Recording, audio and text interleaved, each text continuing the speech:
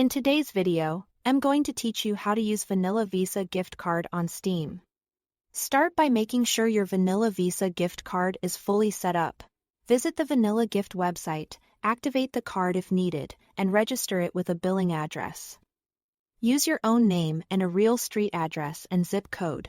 This information is important because Steam will verify it later, and even small mismatches can cause a decline. While you are there, confirm your available balance. Remember, prepaid cards can't be charged more than what's on them. And you'll need enough to cover the game price plus any taxes. Now open the Steam app or head to the Steam website and log into your account.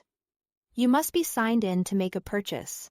If you already know what you want, add the game or content to your cart and proceed to checkout.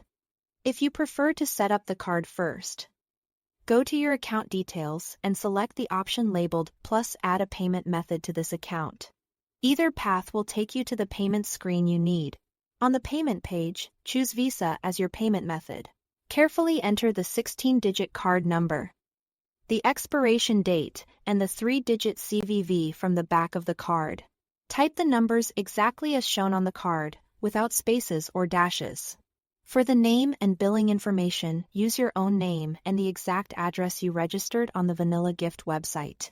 Pay special attention to the zip code. This is often what banks use to verify your card. Before you submit, review your order total and make sure it fits within your card's remaining balance. If everything looks right, click Continue to finalize the transaction. Steam will process the payment, which may create a brief pending authorization on the card. Once approved, your purchase is complete. Your game will appear in your library, and you should receive a confirmation email from Steam shortly after. If the payment doesn't go through, the most common causes are an address mismatch or insufficient funds. Double-check that the billing address on Steam matches what you registered for the card and make sure you've accounted for taxes. If needed, reduce your cart total so it stays within the available balance. Give it a moment before trying again to avoid multiple rapid declines. And that's all there is to it. Thanks for watching.